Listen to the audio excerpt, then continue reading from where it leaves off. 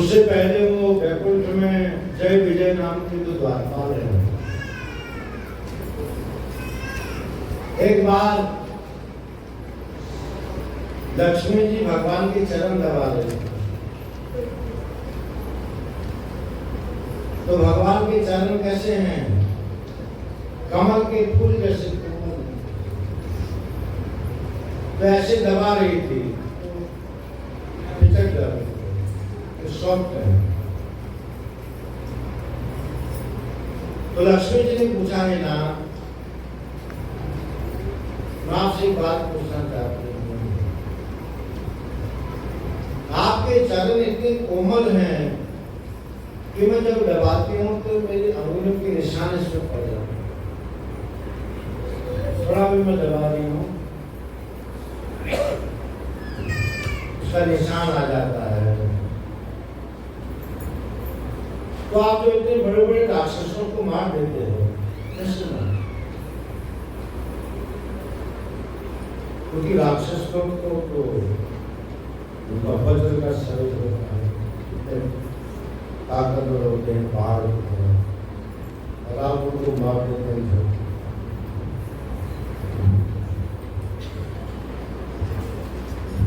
तब प्रभु ने अपने द्वारपालों से कहा जय विजय से, कि लक्ष्मी जी का संशय कैसे दूर हो।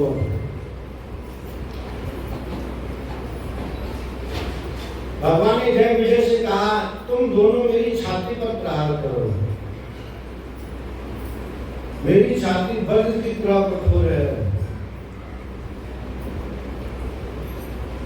तो जय विजय ने कहा, ये काम, ये वाली सेवा उसे नहीं, क्योंकि आप हमारी मालिक हो, हम आपके सेवक हैं, तो यही सेवा रहेगी कि हम आपकी छाती को प्रहार करें।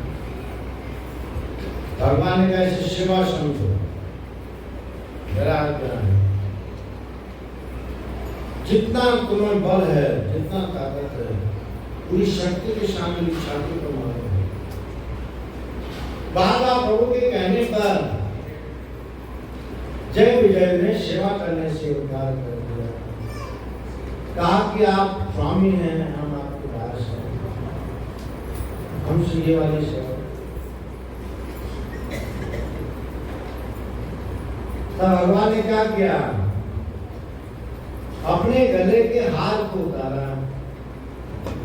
वो हार वैकुंठ में गया, उसकी सुगंध ऐसी, और उस सुगंध को 4 कुमारों ने सुना, सनक सनंदन सनातन और सनातन। तो उन्हें लगा कि इतनी अच्छी खुशबू कहां से आई? उस फूल की गंध की, उसकी खुशबू को सूंघते हुए, क्योंकि माला चली आ रही थी, भगवान के द्वारा प्रेरित माला है, और वो गंध को सूंघते सूंघते 4 कुमार वैकुंठ में आ गए, जहाँ भगवान शयन करते हैं। और जय विजय दरवाजे पे खड़े थे। अर्धरात्रि का समय था, तो कुमार गणों ने कहा, हम भगवान का दर्शन करना चाहते हैं।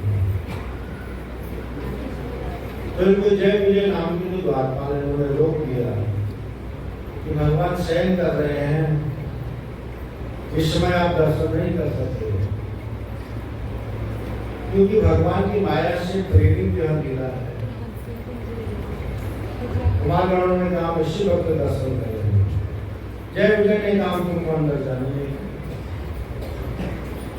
द्वारपाल है। तब कुमार गणों ने जय विजय को श्राप दिया कि तुम वैकुंठ में रहते जरूर हो, लेकिन तुम्हारी बुद्धि राजसी है, वैकुंठ में सिर्फ सात्विक आदमी रह सकते, इसे जाओ मृत्यु लोक में रहो। और दोनों गिड़गिड़ाने लगे। इतने में वैकुंठ के 7 दरवाजे हैं, तो सब खुल गए,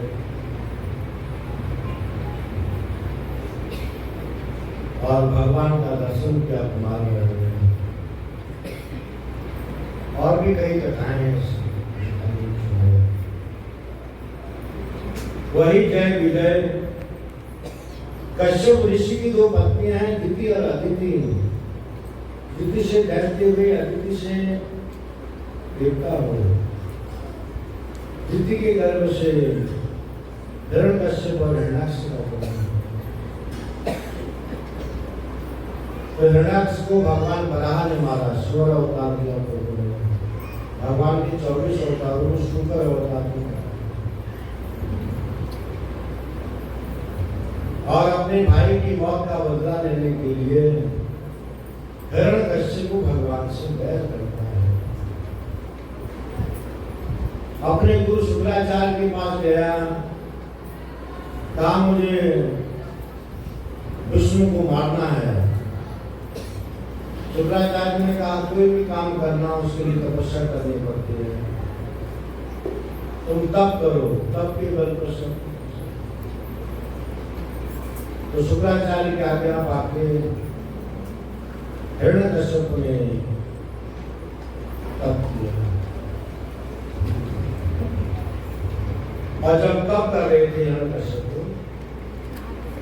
तो इंद्र ने उनकी तपस्या भंग करने के लिए 2 ऋषियों को पक्षी बना करके भेजा और उनसे कहा कि हिरण्यकश्यप के कान पर कहना नमो नारायण, नमो नारायण। और वो उसी नाम से बहुत चलता था।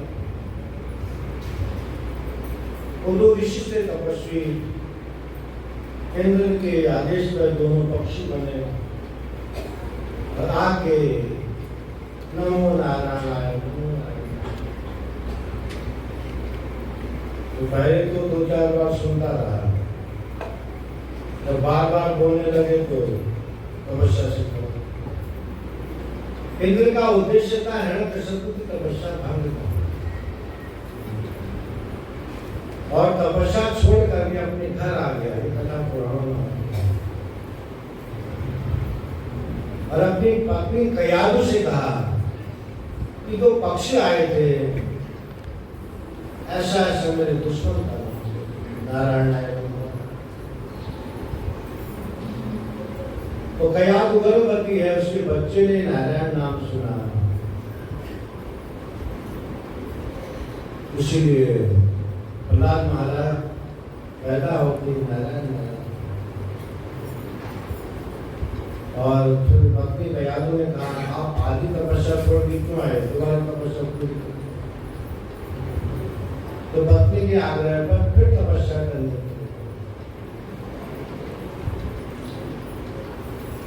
और प्रहलाद महाराज का कयादु गर्भवती है। देवताओं को पता लगा कि हिरण्यकश्यप तपस्या करने गया है दोबारा, उसकी पत्नी गर्भवती है, उसके गर्भ से जो बालक होगा वो भी अपने बाप जैसे होगा। तो देवता उन्होंने कयादु का हरण कर लिया और उसको पकड़ के ले जा रहे थे। रास्ते में नारद जी आए। नारद जी ने देवताओं से कहा इस तरह का किसी की स्त्री का हरण करके ले जा रहे, अच्छा है, काम जगत का हित चाहते हैं। इसी घर में हिरण्यकश्यप का बच्चा है, वो राक्षस होगा, जगत को परेशान करेगा, लोगों को परेशान करेगा, उससे पहले हम इसका गर्भ नष्ट कर देंगे। नारद जी ने कहा इसके गर्भ में जो बच्चा है वो भले ही हिरण्यकश्यप का है, लेकिन वो नारायण का भक्त है, वो जगत का हित करेगा, तुम इसको छोड़ दो। और नारद जी के कहने पर देवताओं ने कयादु को छोड़ दिया और नारद जी कयादु को लेकर के अपने आश्रम में आए और उन्हीं के आश्रम में गए। नारद जी ने कहा जब तक तुम्हारा पति तपस्या करके तपस्या में सफल न हो जाए, वर पाके ना आ जाए, तब तक तो हमारे आश्रम में। जब तो नारायण नाम तब सुना अपने बाप के मुख से। और फिर नारद जी के यहाँ रात दिन कीर्तन होता है, श्रीमन नारायण नारायण नारायण। तो कयादु कीर्तन में बैठती है सत्संग में, उसका बच्चा भी अंदर से कथा सुनता है, कीर्तन सुनता है। तो पूरा उसका जो उत्सव काल था वो सत्संग और हरिनाम कीर्तन में गया। और जब प्रहलाद महाराज पैदा हुए तो नारायण नारायण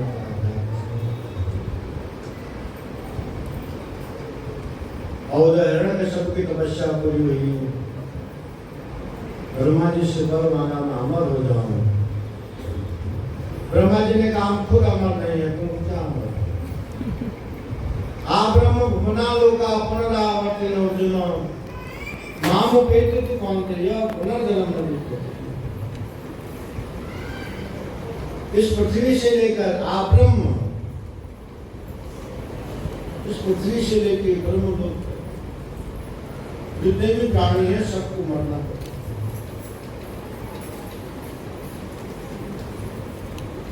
लेकिन जो भगवान का नाम लेके मरता है उसका कभी पुनर्जन्म नहीं। नाम कहते तू कौन थे पुनर्जन्म न विद्यते। भगवान का नाम स्मरण करके जो शरीर छोड़ता है उसका पुनर्जन्म नहीं होता। भगवान का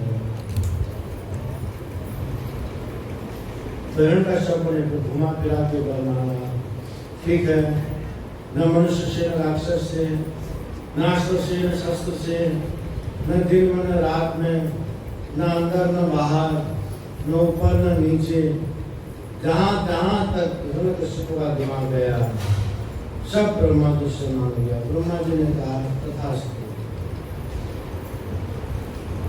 और शक्तिशाली हो गया। और प्रहलाद महाराज का जन्म हुआ। और हिरण्यकश्यप प्रहलाद महाराज को अपनी तरह ही राजनीति सिखाना चाहता है। राजनीति क्या है कि संतों को परेशान करो, भगवान से विरोध करो, भगवान का जाप मत करो, उनका नाम मत लो, हिरण्यकश्यप का नाम लो। यूनिवर्सिटी खुलवाई, हिरण्यकश्यप यूनिवर्सिटी। गुरु शुक्राचार्य के दो पुत्र थे शंड और अमर, उनको पढ़ाने के लिए रखा। इस बच्चे को राजनीति पढ़ाओ। तो प्रहलाद महाराज को वो पढ़ाते हैं। प्रहलाद महाराज उनको पढ़ा देते हैं। क्या श्रवणम कीर्तनम विष्णु स्मरणम पाद सेवनम अर्चनम वंदनम दस्यम साक्षात्। जब भी शंडावर इधर उधर जाते हैं उसी वक्त सब सहपाठियों को कीर्तन के सहपाठियों, ये जीवन क्षणिक है।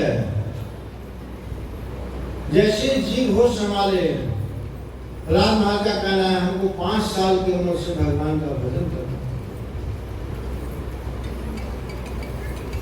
भजन एकदम बुढ़ापे में भी नहीं होता और एकदम बचपन में भी नहीं होता, लेकिन उसकी शुरुआत कर सकते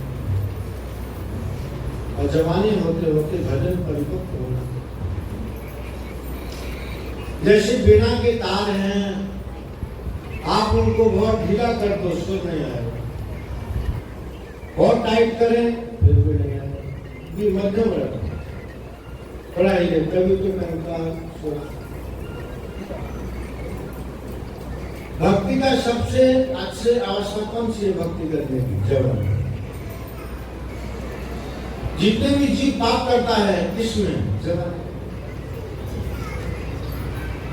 जवन का घमंड, रूप का घमंड, बल का घमंड, नीचे नजर नहीं रहती ऊपर।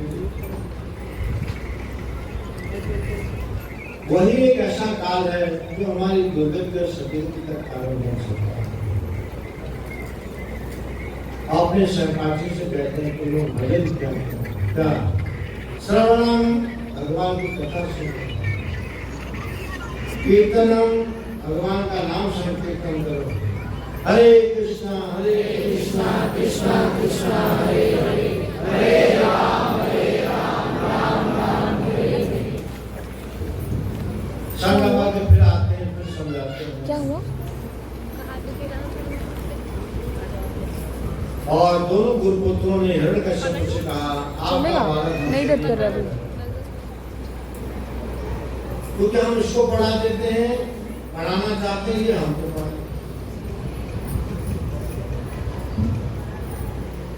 और जिसको आप दुश्मन मानते हैं उन्हीं का एक बलिदान करता है। हिरण्यकश्यप ने बहुत प्रताड़ना दिया। ये सही आ रहा है ना? पहाड़ से फिटवाया, नदी में फिटवाया, खौलते हुए तेल में डलवाया, सर्पों से कटवाया, हाथी से कुचलवाया, लेकिन कहीं भी सफलता नहीं।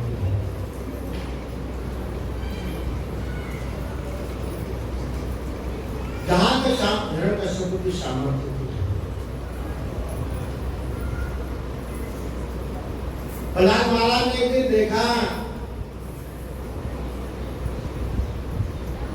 एक कोई बुढ़िया भगवान का नाम ले रही है, राम राम।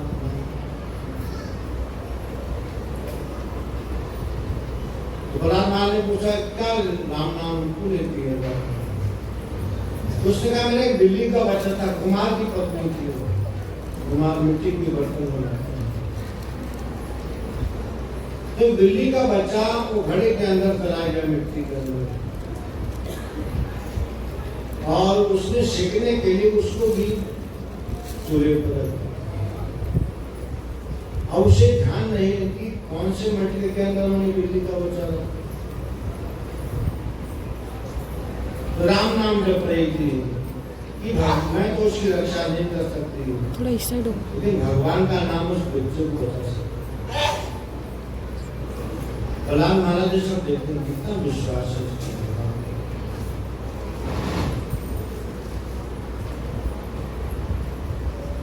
हिरण्यकश्यप ने बहुत सताया और एक दिन क्रुद्ध होकर के बोला कि तुम्हारा भगवान कहाँ रहता है?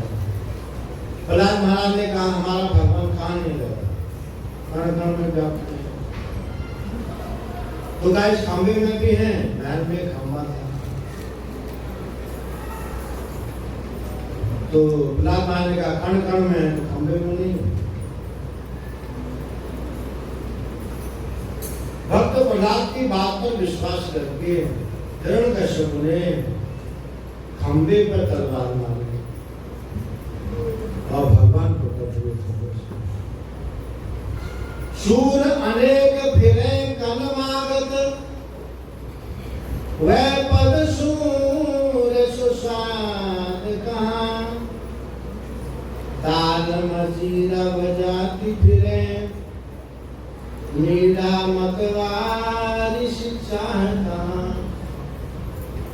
राम कथा कितनों ने लिखी, तुलसी जैसी मर्याद कहाँ। नरसिंह बसे प्रति खंबन में, पड़काड़न को प्रहलाद कहाँ। जब हिरण्यकश्यप होता था खंबे में भगवान थे, आज नहीं है।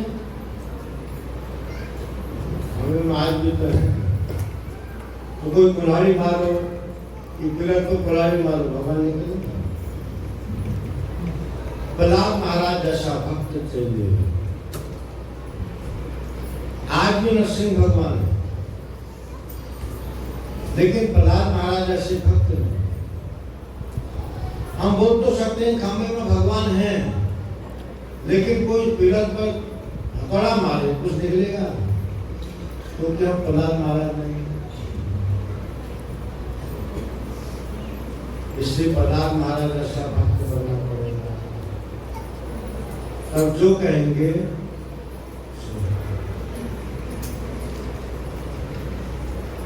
प्रहलाद महाराज की बात पर विश्वास किया, इसने विश्वास किया, हिरण्यकश्यप ने विश्वास किया। भगवान ने अपने भक्त की बात को सिद्ध करने के लिए हमको सिद्ध कर दिया।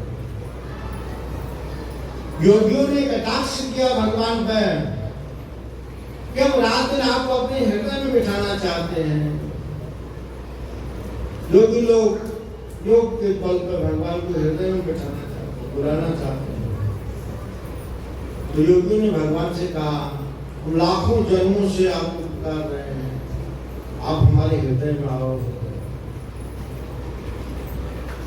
आप लाखों साल से चिल्ला रहे हैं, फिर भी नहीं आते।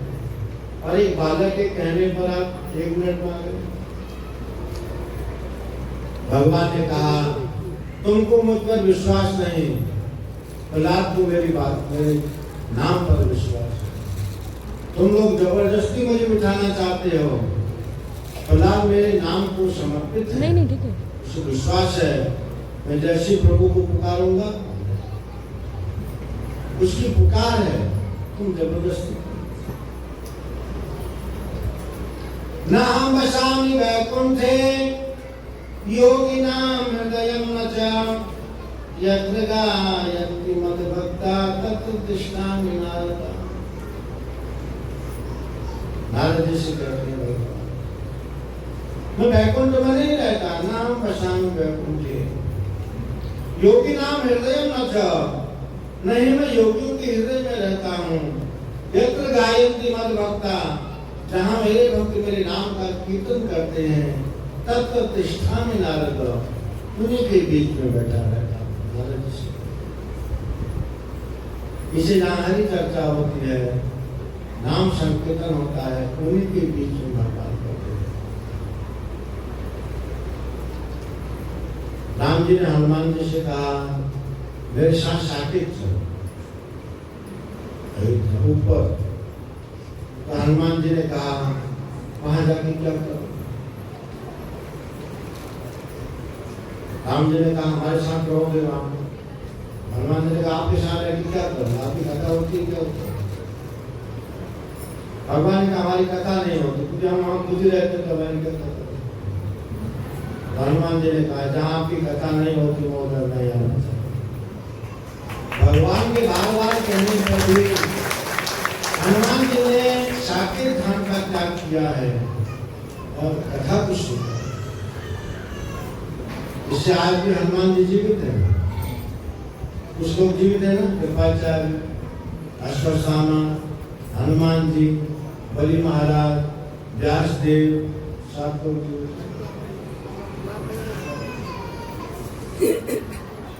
क्यों जीवित हैं? क्योंकि जब तक इस भूमंडल में भगवान की कथा होगी राम की, तब तक हनुमान जी राम कथा।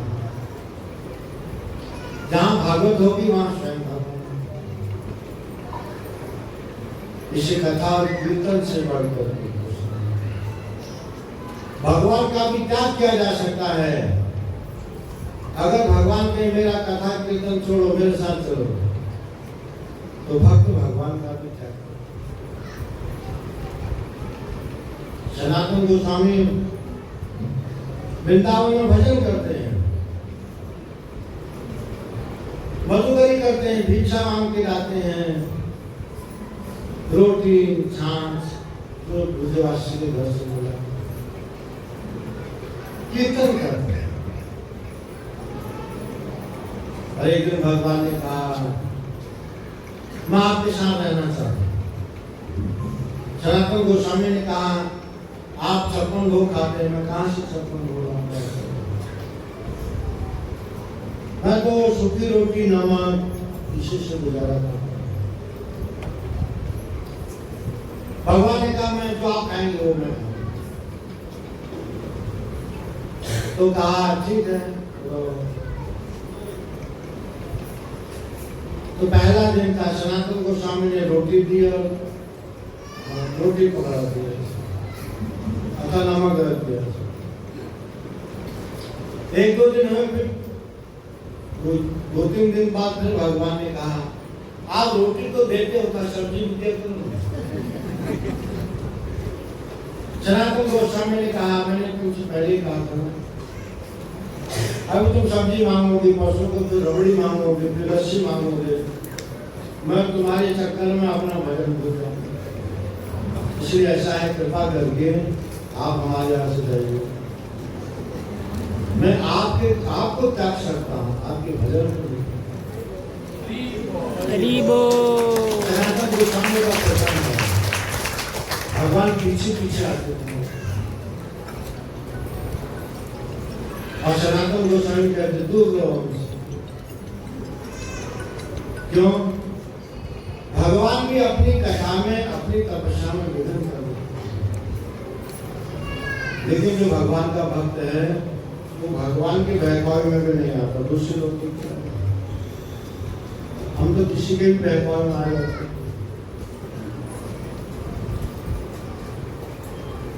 इसलिए भगवान की भक्ति श्रेष्ठ है। भक्ति क्या है?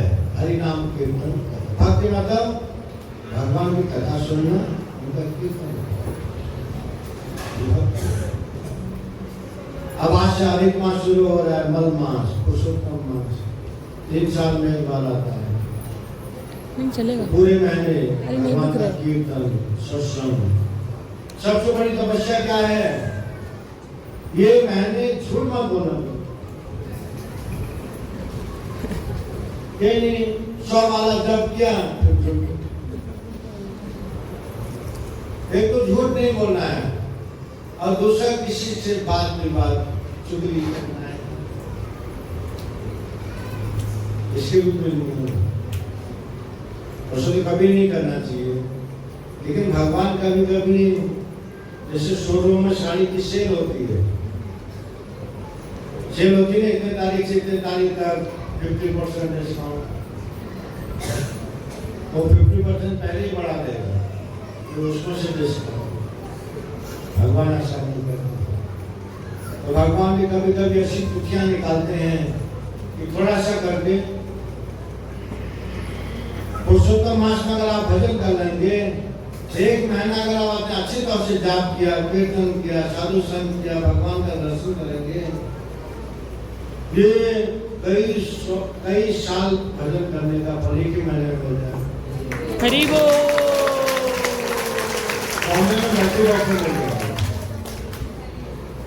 भाई भूल के भी इधर का उधर मत। अगर शांता को जाना है तो शांता को जी बोलो, बात रहा था एक स्टेशन आगे बताने को क्या करो, जिधर जाना है उधर ही बोलो। और कीर्तन, नाम जप, हरे कृष्ण कृष्ण कृष्ण कृष्ण हरे हरे, हरे राम। ये निकालना चाहिए आपको, बोलो निकालो आप वीडियो शॉर्ट्स वगैरह के लिए। वैष्णव मतलब जॉब से देश अरे तो अरे नहीं, इसमें कसम से प्रभु जी का निकाल रहा है। हमारा हित चाहते हैं, हमको हमारी भलाई चाहते हैं, भक्ति में आगे बढ़े, कभी भी उसको कभी दुर्भाव नहीं। प्रहलाद महाराज की कथा आती है, पूरा संसार जानता है, सब शास्त्र पुराणों में, उपनिषदों में, भागवत में प्रहलाद महाराज की गाथा कही है। भगवान के अनन्य भक्त, उनकी भी एक कथा आती है। एक बार भगवान का पूजन कर रहे थे,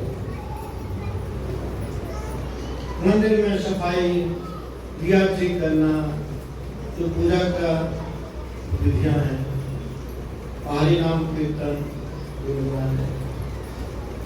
इतने में 4 कुमार आ गए। द्वारपाल राजा हैं प्रहलाद महाराज, और द्वारपाल ने सूचना दी प्रहलाद महाराज को, 4 ऋषि लोग मिलने आए हैं, आपको दर्शन करना चाहते। प्रहलाद महाराज ने उनसे कहा, मैं इस वक्त भजन कर रहा हूँ, बाद में को बोलो। तो 4 कुमार थे, नाराज होकर चले गए। जैसे कुमार वालों ने प्रहलाद महाराज के राज्य के बाहर कदम रखा तो उनकी बुद्धि भ्रष्ट हो गई। हिरण्यकश्यप वाला विचार आ गया कि जिनकी मैं उपासना करता हूं, मैं कितना मूर्ख हूं, जिससे मेरे वंश का नाश कर दिया, मैं इन्हीं की उपासना करता हूं। इन्हें मेरे बाप पिता को मारा, मेरे ताऊ को मारा, मेरा वंश उजाड़ के रखा, और उन्हीं का गुणगान करना छोड़ूंगा नहीं मैं तो। और बैकुंठ पर चढ़ाई करके प्रहलाद महाराज ने कथा। भगवान ने द्वारपालों से कहा कौन है? कहा ये वही भक्त प्रहलाद जो रात दिन आपका कीर्तन करता है। भगवान ने कहा मैंने तो ऐसा कुछ किया नहीं, सिद्धू जैसे कैसे? नारद जी का सुमरण किया प्रभु ने, तुरंत नारद जी प्रकट हुए और प्रभु ने नारद जी से कहा कि आपका शिष्य क्या हो गया, उसको जरा पूछो। नारद जी ने प्रहलाद महाराज को पूछा, इतना ज्ञान था कि मेरे गुरु हैं और गुरु की आज्ञा का पालन करना। नारद जी ने कहा जो तुम्हारे इष्ट देव हैं, भक्त बुला करके तुमको दुनिया जानती है, तुम अपने पिता वाला काम भाव रखते हो। भगवान ने कहा नारद जी से ये पूछना कि मैंने उसको तुम्हें क्या अपराध किया कि उसको मेरे को खड़ा किया। तब नारद जी ने ध्यान लगाया, प्रहलाद ऐसा नहीं हो सकता, इससे कोई अनजाने में अपराध हुआ है। और नारद जी ने ध्यान लगाया तो देखा ये पूजा कर रहे थे 4 कुमार बनाए थे। इन्होंने पूजा का बहाना करके उनको मिलने से इनकार कर दिया। उस साधु का अपराध होने की वजह से इनकी बुद्धि भ्रष्ट हुई। और तब नारद जी ने कृपा की, कहा ये कुमार गणों के प्रति अपराध करते हैं। और तुरंत नारद जी को आशीर्वाद, प्रहलाद जी को आशीर्वाद दिया। तुरंत होश में आए कि क्या करते हैं, जो मेरे इष्ट देव हैं, जिनको मैं अपने प्राणों से भी ज्यादा स्नेह करता हूं, मैं आज उनके विरुद्ध चला गया जैसे मेरे पिताजी उनके विरुद्ध।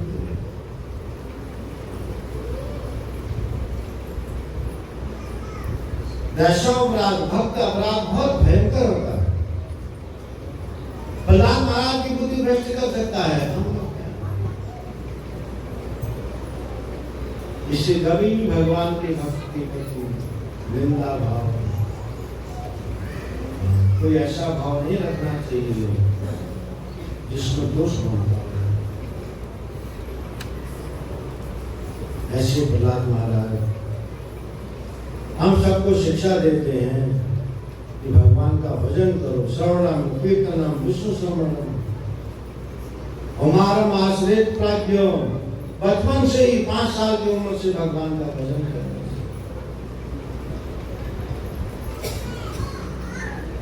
तो प्रहलाद महाराज की शिक्षाओं को हम अपने जीवन में ग्रहण करें। प्रहलाद महाराज, ध्रुव महाराज, जिससे 5 साल के बालक,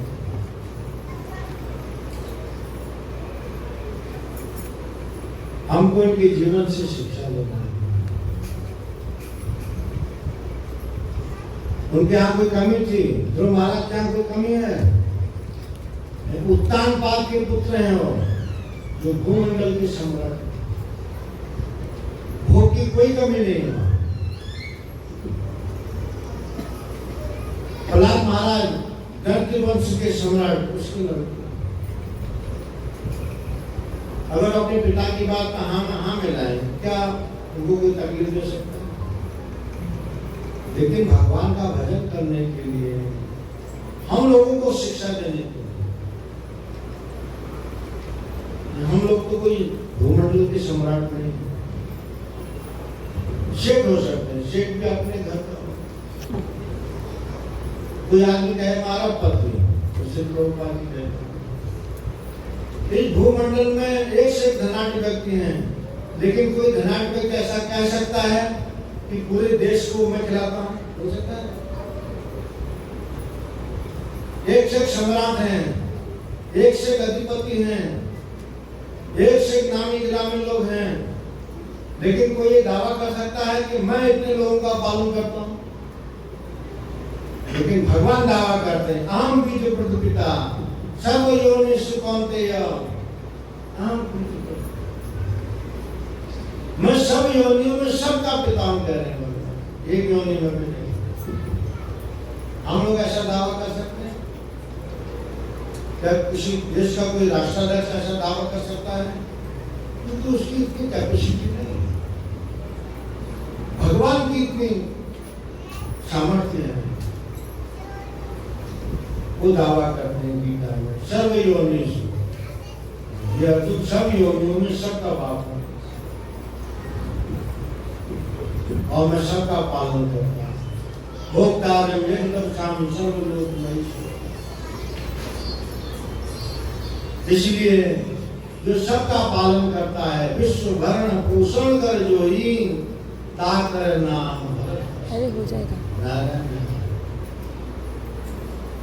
जाके सुमरन ते विपुनाशा नाम शत्रुघ्न। और भगवान का नाम क्या है?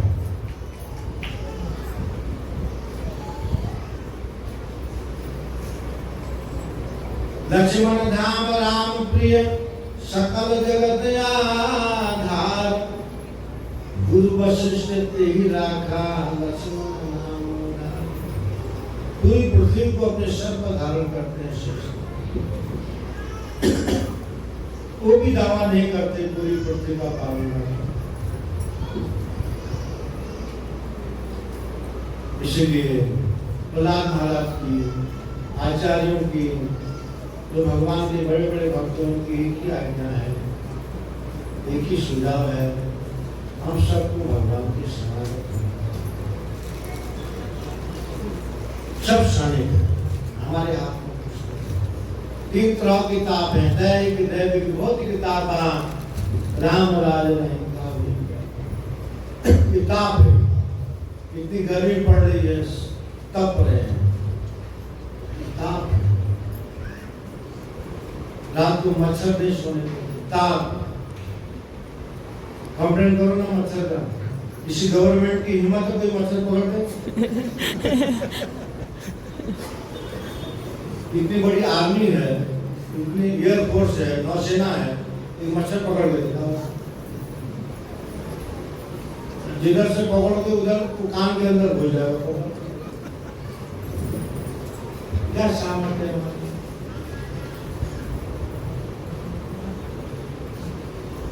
बंदूक से मच्छर मरेगा? छोटा सा है, रात भर नहीं सोने देते। और एक मच्छर तो इतना खतरनाक है, वो सोने ही नहीं देगा, इधर से पकड़ो उधर मारे। और उनकी नजर इतनी तेज होती है, मच्छर की तरफ देखो, उसको सब मालूम है। और सबसे ज्यादा दाम मच्छर के होते हैं। हमारे तो 32 होते हैं, शायद उसके 66 होते हैं। हवा में भी टक मारेगा,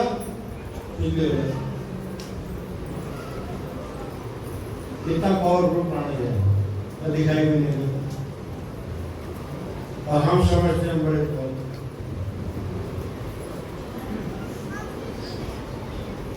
मच्छर के ऊपर सारी इंडस्ट्री चल रही है, करोड़ों का व्यापार हो रहा है।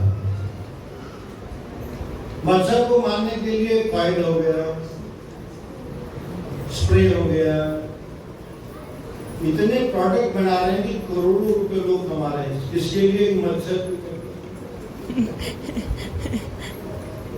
एक छोटा सा मच्छर करोड़ों रुपए की इंडस्ट्री चलाता है। और हम समझते हैं हम इंडस्ट्री चलाते हैं। और इतना प्रोडक्ट बनाए कभी आजकल कॉइल से भी मच्छर नहीं भागते हैं, वो आदि हो गए, नशेड़ी हो गए हैं। जैसे कोई नशेड़ी व्यक्ति कितना ही दारू पिलाओ, उससे कुछ नहीं होता। आप वो कॉइल के ऊपर भी बिठा दो, मच्छर मरता ही नहीं। पहले हवा में पंखे, तेज पंखे में उड़ जाते थे, पंखे के बीच में बैठे थे।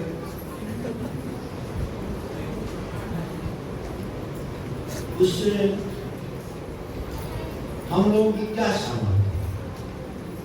हमारी एक ही सामर्थ्य है, मच्छर भगवान का भजन नहीं कर, वो कथा में नहीं बैठ सकता, कीर्तन नहीं कर सकता, जो हम कर सकते हैं। मनुष्य हमें को श्रेष्ठ करता है।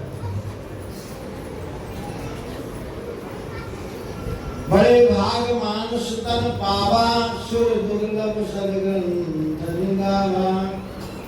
नगरे माध्य सहजम सुलभम सुदुर्लभम प्लवम सुकल्पम गुरु कर्णधारम मयानुकूलेन नभस्यते रितम पुमान भवाब्धि न तदेव सात्मा।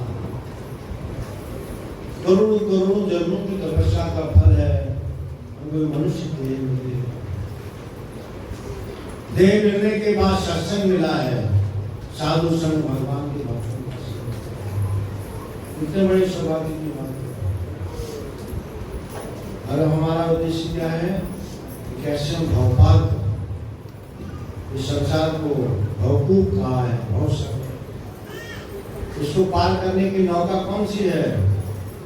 भगवान का नाम। और इसकी खिवैया कौन है? भगवान के भक्त। इसके मयानुकूलेन नभस्यते रितम।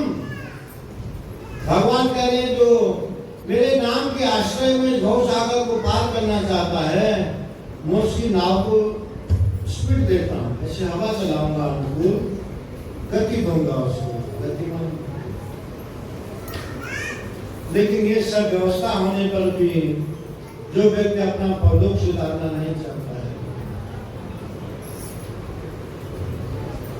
अपने पूर्वजों का कल्याण करना नहीं चाहता है, भगवान कहते हैं आत्महत्या रहेगा। पुमान भवाब्धि न करे स आत्मा। आत्महत्या सजा क्या है? 84 लाख योनियों में भटकने। इसलिए बचने का एक ही उपाय है हरि नाम संकीर्तन। प्रैक्टिकली भी आप देख रहे हैं पूरे विश्व में इसमें संकट चल रहा है। हमको तो ये मालूम ही नहीं था कि गैस कहाँ से आती है। अभी मालूम पड़ा गैस उधर से ही आती है जहाँ फाइट होती है। पहले मालूम था आपको? आपको लगता था इधर गेट ऑफ इंडिया से गैस आती है। अब पता लग रहा है उधर से गैस आती थी। तो बड़ा बड़ा बात हाँकते हैं गैस भी नहीं हमारे।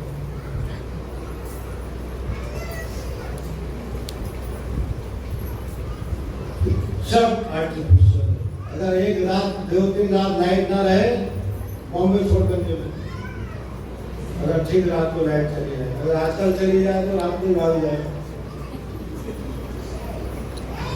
इसलिए ऐसी विपत्ति में, ये विपत्ति महंगाई कभी कम होती है?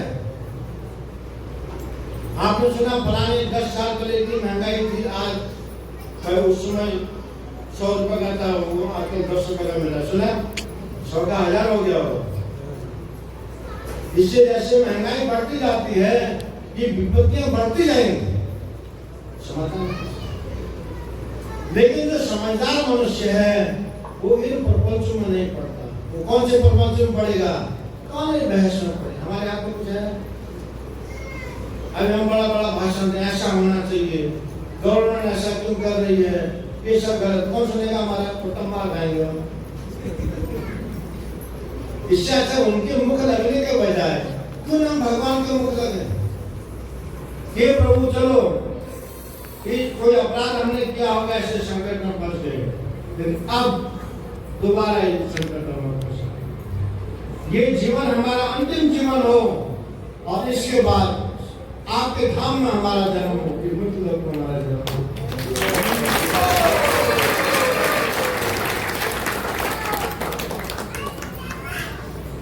हरे कृष्ण हरे कृष्ण कृष्ण कृष्ण हरे हरे, हरे राम राम राम हरे। गोविंद जय जय गोपाल।